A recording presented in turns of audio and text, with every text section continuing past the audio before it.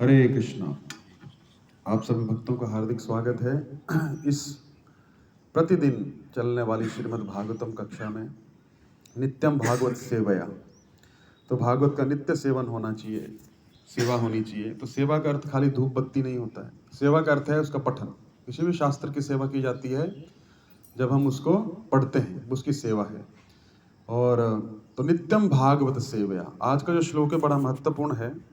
तो हम सबसे पहले मंगलाचरण करते हैं, उसमें क्या बोलते हैं कि ओम नमो भगवते वासुदेवाय, है ना। नारायणम नमस्कृत्यम नरम चैव नरोत्तमम देवीं सरस्वतीं व्यासम ततो जयामुदीरये। तो हम किस किस को प्रणाम कर रहे हैं? नारायण को, है ना। क्या है? नारायण को प्रणाम कर रहे हैं, सरस्वती देवी को प्रणाम कर रहे हैं, है ना। और किसको प्रणाम कर रहे हैं साथ में? व्यासदेव को, है ना। नित्यम भागवत सेवया, अगर हम व्यासदेव को प्रणाम कर रहे हैं तो भागवत कहाँ से आया है? व्यासदेव से आया है। तो व्यासदेव के भागवत के जो मूल गुरु हैं तो व्यासदेव हैं। सुखदेव गोस्वामी ने उसको चखा। और शुक जैसा कोई आप आम देखे होंगे, है ना। आम को अगर कोई तोता चख लेता है तो आम और भी मधुर हो जाता है, ऐसा है। तो क्या किया उन्होंने? उस आम को चखा और वो आम और भी मधुर हो गया। तो एक कौन दे रहा है? नारद जी ने व्यासदेव को दिया, व्यासदेव ने किसको दिया? आगे सुखदेव गोस्वामी को दिया। तो आज का जो श्लोक है वो व्यासदेव जी के ऊपर है, उनके जीवन चरित्र पे हम थोड़ा चर्चा करेंगे। तो आज का जो श्लोक है पहले स्कंद का 4था अध्याय और 14वां श्लोक। मेरे पीछे सब बोलेंगे। सूत उवाच द्वापरे सम्नुप्राप्ते तृतीये युग पर्यये जातः पराशराद योगी वास्याम कलया हरेः। सूत उवाच द्वापरे समनुप्राप्ते तृतीये युग पर्यये जातः पराशराद योगी वास्याम कलया हरेः। कोई बोलना चाहेगा? सूत उवाच द्वापरे समनुप्राप्ते तृतीये युग पर्यये जातः पराशराद योगी वस्याम कलया हरेः।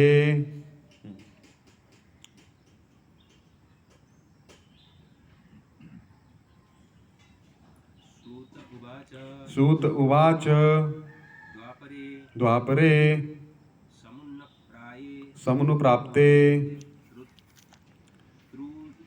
तृतीये युग पर्यये जातः पराशराद योगी वस्याम कलया हरेः। ठीक है। तो ट्रांसलेशन, अनुवाद और तात्पर्य श्री कृष्ण कृपा मूर्ति अभय चरणारविंद भक्ति वेदांत स्वामी शिल प्रभुपाद के द्वारा। शिल प्रभुपाद की। तो इसका जो अनुवाद है उस प्रकार है। Suta Goswami said, when the second millennium overlapped the third, the great sage Vyasadeva was born to Parashara in the womb of the Satyavati the daughter of Vasu. ठीक है। तो यहाँ पे बड़ा ही प्रमुख श्लोक है आज। व्यासदेव के बारे में वर्णन आ रहा है। तो व्यासदेव कौन है यहाँ पे बताया गया है? पराशराद योगी, पराशर ऋषि के घर में जो जन्म लिए योगी, वो कौन है? व्यासदेव। और उनकी माता का नाम भी आया है इधर, सत्यवती, है ना। तो पराशर ऋषि और सत्यवती के पुत्र हैं कौन? व्यासदेव, है ना। तो व्यासदेव के बारे में आज हम थोड़ा चर्चा करेंगे। जैसे मैंने पहले भी काफी कक्षाओं में बताया है कि भगवान का जो लिटरेरी इनकारनेशन होता है, साहित्यिक अवतार, भगवान बहुत सारे अवतार लेते हैं, है ना। तो साहित्यिक जो अवतार होता है साहित्य को रचने के लिए, उसको शक्त्यावेश अवतार भी बोलते हैं। तो व्यासदेव भगवान के अवतार हैं, लेकिन डायरेक्ट अवतार नहीं है। किसी किसी युग में भगवान डायरेक्ट अवतार लेते हैं, क्योंकि कोई ऐसा व्यक्ति नहीं मिलता उन्हें कि जिसमें अपनी शक्ति डाल के वो कार्य कर पाए व्यासदेव का, क्योंकि व्यासदेव का कार्य बड़ा महत्वपूर्ण है। तो जनरली व्यासदेव जो है शक्त्यावेश अवतार हैं। और शक्त्यावेश अवतार होने के कारण क्या है? भगवान श्री कृष्ण ने उनमें अपनी शक्ति डाली और क्या किया? इस सब वेदों को रचना किया। तो किसके पुत्र हैं? सत्यवती और पराशर मुनि के। तो इनका कथा इस प्रकार आता है वेद व्यास जो थे पिछले जन्म में आपन तत्रमस नाम के ऋषि थे, ठीक है। और इनका जन्म कैसे हुआ था? भगवान विष्णु ने भू शब्द कहा, ओम भूर्भुवः स्वः होता है ना, तो भगवान ने भू कहा, भू, तो उससे आपन तत्रमस जो ऋषि थे उनका जन्म हो गया। तो आपन तत्रमस, हाँ, तो उनका जन्म हुआ। तो शुरू से ही भगवान विष्णु के बहुत बड़े भक्त थे। तो भगवान की ऐसी इच्छा थी कि फिर से ये अवतार लें, मतलब फिर से इनका जन्म हो इस धरा पे। तो भू शब्द से इनकी उत्पत्ति हुई। तो इनको सब ज्ञान जो था, सब वेदों का, शास्त्रों का, पुराणों का, वो जन्म से ही था, है ना, क्योंकि भगवान विष्णु के भू से उत्पन्न हुए हैं। तो ओम भूर्भुवः स्वः, इसका मतलब क्या होता है? तीनों लोगों को, अलग अलग बहुत सारे अर्थ हैं, लेकिन भूर पाताल लोक, भुवः मतलब पृथ्वी, और स्वः मतलब स्वर्ग लोक, ऊपर के लोग। तो तीनों लोगों को ओम भूर्भुवः स्वः, है ना, हम गाते हैं ना गायत्री, ओम भूर्भुवः स्वः तत्सवितुर्वरेण्यम, है ना, वो ब्रह्म गायत्री है, ठीक है। तो उसमें भू शब्द से कौन उत्पन्न हुए? वेद व्यास। वेद व्यास ने आपन तत्रमस। तो फिर भगवान विष्णु की ऐसी इच्छा हुई कि फिर से उत्पन्न हो, फिर से इनको बहुत बड़े कार्य करना है। तो एक बार क्या हुआ, जो इनके पिताजी हैं पराशर ऋषि, वशिष्ठ ऋषि के पुत्र हैं वो, ठीक है। तो क्या हो गया कि एक बार उन्होंने क्या किया, एक जगह यज्ञ करने जाना था उनको। तो यज्ञ करने के लिए लेट हो रहा था। क्या हो रहा था? लेट हो रहा था। तो लेट होते होते क्या हुआ, उनको यज्ञ के लिए लेट हो गया। तो आगे क्या हुआ, एक मिनट। तो विशिष्ट ऋषि के क्या है? ये पौत्र हैं, वेद व्यास। तो पराशर ऋषि जो है वशिष्ठ के पुत्र हैं। तो एक बार क्या हुआ, पराशर ऋषि को यज्ञ करने जाना था, उनको लेट हो रहा था, बहुत देर विलंब हो गया। तो आगे क्या हुआ, एक नाव, है ना, यमुना नदी बीच में पड़ रही थी। तो वहां पे सत्यवती थी। सत्यवती एक मछुआरे की पुत्री थी, है ना। वो मछुआरे की पुत्री नहीं थी, मछुआरे को कहीं मिली थी, ठीक है। तो उन्होंने क्या किया, पराशर ऋषि कहते हैं कि हमें नदी पार करा दो। तो उसने क्या किया, सत्यवती ने नदी पार करा दी। और सत्यवती को देख के वो बहुत मोहित हो गए, ऐसा लोग बोलते हैं। लेकिन ऐसा वर्णन आता है कि पराशर ऋषि जो थे इतने बड़े साधु हैं, इतने बड़े ऋषि हैं, उन्होंने विष्णु पुराण की रचना कौन किया है? पराशर ऋषि की है। तो जो व्यक्ति विष्णु पुराण लिख सकता है वो क्या माया के अधीन होगा? नहीं। तो उन्होंने उस समय देखा कि ऐसा योग बन रहा है कि अगर इस समय किसी पुत्र की उत्पत्ति होती है तो जो होगा वो भगवान का अवतार होगा, और पूरे साहित्य जो है उसको लिखेगा। तो उन्होंने सत्यवती को देखा, वो पात्र भी थी। तो उन्होंने कहा कि मुझे आपसे संग करना है। तो सत्यवती बोलते, अरे आप तो ऋषि हैं, मैं तो एक कन्या हूँ, है ना, मैं आपसे संग नहीं कर सकती हूँ। तो ऋषि पराशर बोले कि नहीं, अभी आपका मैं सतीत्व भंग नहीं करूँगा, है ना, आपसे विवाह नहीं करूँगा, लेकिन इस समय आपसे एक पुत्र उत्पन्न होगा। अगर वो पुत्र उत्पन्न होता है तो पूरे संसार का, पूरे ब्रह्मांड का क्या करेगा? भला करेगा। तो बोले कि नहीं, यहाँ पे हमको सब लोग देख लेंगे। तो उन्होंने क्या किया, अपनी योग शक्ति से बहुत सारी झाड़ियाँ बना दी, बहुत सारा ऐसा। तो उन्होंने वहाँ पे उनका संग किया। तो वहाँ से तुरंत एक पुत्र की उत्पत्ति हुई। उसका नाम हुआ कृष्ण द्वैपायन, क्योंकि उनका रंग जो था वो कैसा था? काला था।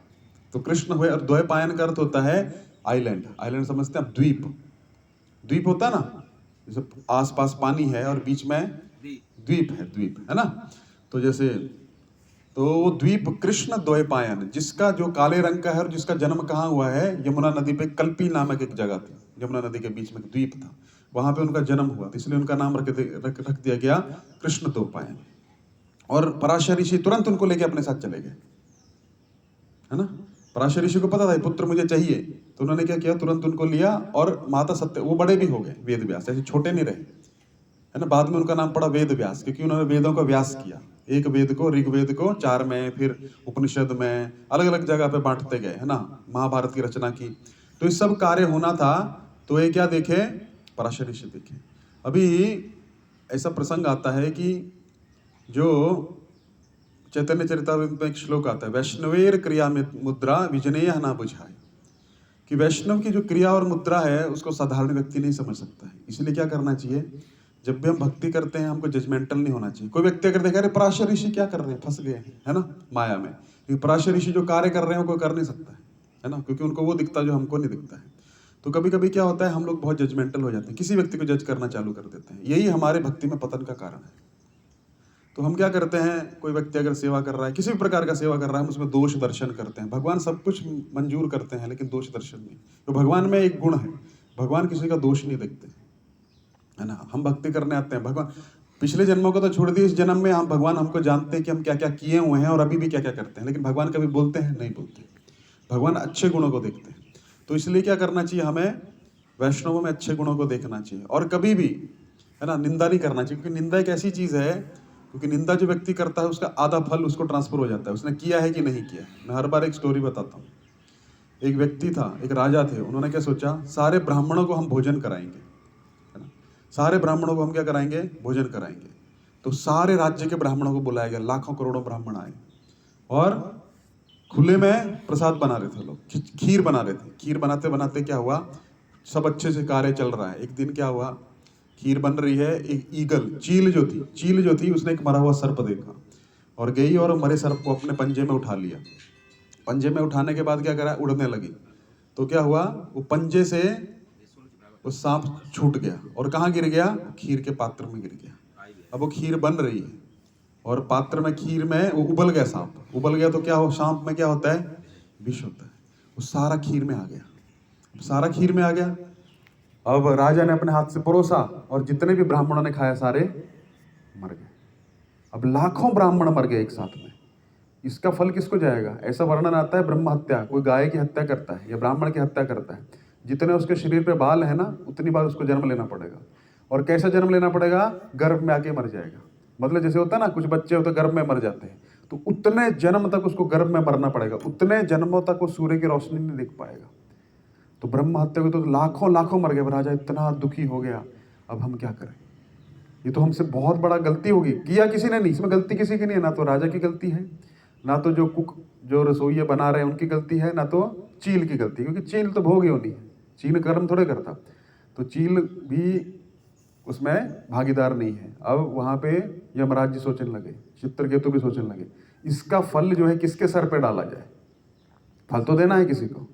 सोचने लगे, किसी कोई निष्कर्ष नहीं निकल पा रहा था, कुछ नहीं हो सकता, इसका फल हम किसी को तो ट्रांसफर करना पड़ेगा, कर्म हुआ है तो। उसमें से एक दिन एक व्यक्ति बोलता है, अरे तुमको पता है हमारा राजा जो है ना, ये बहुत निर्दयी है। क्या हुआ? एक पूछता है, एक सुनता है, क्या हुआ बताओ हमको थोड़ा। बोले, अरे इसने पता क्या किया, इसने ब्राह्मणों की हत्या कर दी। बोला कैसे? अरे इसने सब ब्राह्मणों को नियुक्त किया, निमंत्रित किया और क्या किया, उसमें खीर में जहर डाल के मार डाला, सब मर गए। तो अब क्या होगा? तो तुरंत यमराज बोलते हैं, इन दोनों के खाते में डाल दो। जो भी कर्म है किस में ट्रांसफर कर दिया, उन दोनों के खाते में, जिसने सुना और जिसने किया। तो ये सिद्धांत है। इसलिए श्रीमद् भागवतम जब प्रारंभ होता है, जब परीक्षित महाराज प्रश्न करते हैं बैल से, है ना, क्या पूछते हैं, तुम्हारा हाल किसने किया? तो बैल जो है धर्म है, वो बोलता नहीं है, वो क्या बोलता है, हमारे कर्म होंगे, कौन किसको कष्ट देता है। तो डायरेक्टली क्यों नहीं बोलता है? वहां पे ऐसा वर्णन आता है, हम अगर किसी का बारे में बोलते नहीं, इसने मेरे साथ ऐसा किया, हमारे कर्म है, लेकिन हम बोलते हैं तो उसका कुछ भाग हमको ट्रांसफर हो जाता है, और निंदा करने वाले को तो फुल ट्रांसफर होता है। तो निंदा, किसी ने कुछ भी किया। एक बार प्रभुपाद जी के शिष्य थे, बहुत प्रचार कर रहे थे, सन्यासी थे वो, हमें ऑस्ट्रेलिया, इसके जीबीसी भी थे। उनको कुछ मुश्किल हुआ सन्यास, उन्होंने क्या किया कि अपना सन्यास डंडा जो था प्रभुपाद जी को पोस्ट कर दिया कि प्रभुपाद जी, मैं सन्यास अभी नहीं टिका सकता हूँ और मुझे ईमानदार रहना चाहिए, तो मैं नहीं अभी कर सकता हूँ सन्यास, तो और मैं रिजाइन दे रहा हूँ जीबीसी की पोस्ट से, आप जो आदेश देंगे वो मैं करूँगा। तो प्रभुपाद जी के पास वो आया डंडा, तो प्रभुपाद जी का सेक्रेटरी था बाहर, ठीक है, उनके पास आता था ना, प्रभुपाद के पास नहीं आया। और वो लेटर भी प्रभुपाद का वो लोग पढ़ते थे पहले कि देना है कि नहीं देना है, तो वो लेटर पढ़ लिए। अरे इतना बड़ा प्रॉब्लम हो गया, इतना महान जीपीसी, इतना बुक डिस्ट्रीब्यूशन करता था, इतना ये करता था, अरे उसका पतन हो गया, अरे उसने अपना डंडा भेज दिया, ये वो करते करते क्या हुआ, उसने अभी प्रभुपाद तक बात फैली नहीं, पहुंची नहीं, उसने बाहर ही फैला दी और सबको पता लग गया, फोन कर करके, है ना, उस मंदिर में पूरे संसार। प्रभुपाद जी के पास जब वो लेटर आया, प्रभुपाद जी बोले, किसी को बताया तो नहीं प्रभुपाद जी, ये तो पता लग गया सबको। प्रभुपाद बोले, you have closed all the doors, अब तुमने उसके वापसी के सारे दरवाजे बंद कर दिए। तुमको पता है वो कितना सेवा किया है ना, वो मेरा और उसके बीच का मैटर था, मैं क्या उसको बोलता और क्या करता, तुमने उसको वापस आने के सारे दरवाजे बंद कर दिए, और उसका जो पतन हुआ कि नहीं हुआ, लेकिन तुम्हारा भी हो जाएगा, क्योंकि तुमने क्या किया, उसका दोष था, कुछ भी था, उसने गुरु को रिपोर्ट किया ना, गुरु उसका देखेगा, हायर अथॉरिटी उसको देखेगा। अब तुम उसका डिसीजन लेके तुम उसका निंदा कर रहे हो, तुम्हें सारा फल उसका ट्रांसफर हो जाएगा। थोड़े दिनों बाद व्यक्ति चला गया जिसने निंदा किया था। तो अपराध इतनी खतरनाक चीज है। विश्वामित्र क्यों गिरे पता है आपको? विश्वामित्र जो थे, विश्वामित्र जो नहीं, शौबरी ऋषि, शौबरी ऋषि जो हैं, शौबरी ऋषि एक बार एक तपस्या कर रहे थे नदी में। तो तपस्या कर रहे थे, इतनी भयंकर तपस्या कर रहे थे। वहां पे क्या हो रहा था, गरुड़ जी आए, गरुड़ जी नहीं, विश्वामित्र का शायद शायद हुआ था, या शौबरी ऋषि ने कुछ किया, हाँ शौबरी ऋषि ने किया था। क्या किया था? तो गरुड़ जी हैं, वैष्णव हैं, उनसे बड़ा वैष्णव कोई हो सकता है, लेकिन वैष्णव की क्रिया में मुद्रा कोई समझ नहीं सकता। लेकिन गरुड़ है तो मछली खाते हैं, उस तालाब पे आए मछली खाने लगे। तो शौबरी ऋषि उनको डांटे, अरे तुम तो वैष्णव हो, भगवान के वाहन हो, तुम मछली खाते हो। तो क्या हुआ, अपराध हुआ। गरुड़ जी कुछ नहीं बोले, चुपचाप मुंडी गड़ाए वापस चले गए। और शौबरी ऋषि का इतना नियंत्रण था अपनी इंद्रियों पे, है ना, लेकिन अपराध की, अपराध के कारण क्या हो गया, दो मछली आपस में संग कर रही थी, उसको देख के गिर गई। उसको देख के उनके मन में क्या हो गया, काम इच्छा आ गई। काम इच्छा आ नहीं सकती शौबरी ऋषि की, लेकिन क्या हुआ, अपराध कर दिया, है ना। तो यही चीज किसने किया, इंद्र ने किया, अपने गुरु का अपराध कर दिया। तो इंद्र क्या हो गया, निस्तेज हो गया। तो क्या करना चाहिए, वैष्णव की क्रिया और मुद्रा को कभी भी समझने का प्रयास नहीं करना चाहिए। हाँ ठीक है, वो कर रहे हैं, वो जाने, वो है ना। तो पराशर ऋषि ने क्या किया, वेद व्यास को उत्पन्न किया, और क्या किया, तुरंत अपने साथ ले गए, और वेद व्यास चले गए। अभी ये जो सत्यवती थी, इसका विवाह बाद में किसके साथ हुआ था, पता है आपको? किसके साथ हुआ? शांतनु के साथ में। शांतनु किसके पुत्र, शांतनु का पुत्र कौन है, भीष्म। एक दिन शांतनु ऋषि जो, शांतनु राजा थे, सॉरी राज ऋषि थे, तो घूमते घूमते गए, उन्होंने सत्यवती को देखा, और सत्यवती को देखते उस पर मोहित हो गए। मोहित होने के बाद क्या हुआ, अब उनका मन में ऐसा है, हमारा अभी पुत्र इतना जवान हो गया, हम कैसे विवाह करें, तो दुखी रहने लगे।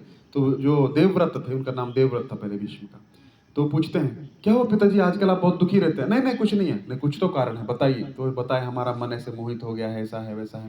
बोले ठीक है, वो गए, फिर उन्होंने उनका विवाह करवाया।